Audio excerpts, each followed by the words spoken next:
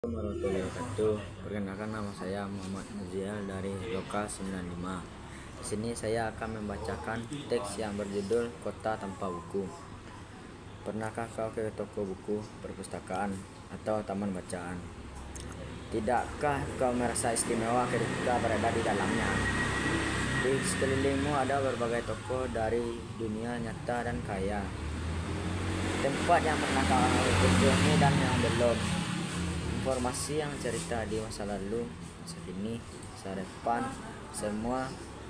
semua berpandu, semua berada dalam genggamanmu. Saat berada di antara buku, tindakan kau merasa menjadi raja dan ratu.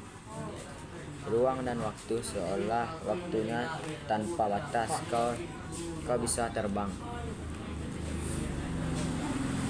Melintaskan negara dan melewati berbagai zaman, kau bisa menyelam ke dalam samudra, melayang di angkasa, bercanda dengan aneka satwa, dan berkenalan di tengah padat kota. Juga di rimba raja. Kau tahu buku adalah jendela dunia, kunci pengetahuan, dan pintu wawasan. Muhammad Atta, sang proklamator, berkata, "Aku rela di penjara asalkan bersamaku, karena adanya buku aku bebas." Melalui buku manusia terbang dari ketidaktahuannya.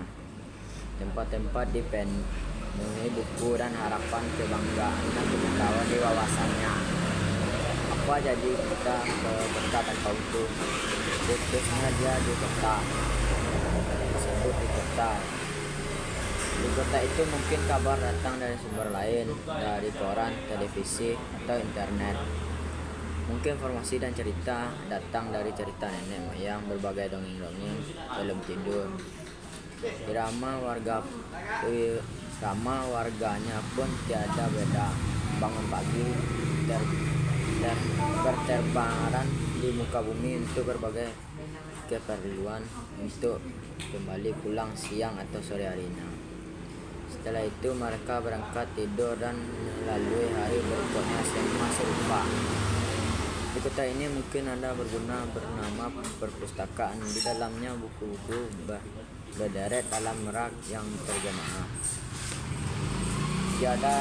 Tiada tangan meraih dan membuka halaman dari halamannya sekacita. Mungkin juga ada tumpukan buku di sudut-sudut yang sepi berdebu, jarang dikunjungi, jarang dibaca. Buku-buku di sana berongkok tanpa nyawa. Bagaimana dengan kotamu? Mungkin kau tinggal di tengah kota yang mewah, atau di pedang sempit, di desa terpencil, di pesisiran, atau di kaki gunung. Adakah perpustakaan, taman bacaan, atau toko buku di dekat rumahmu?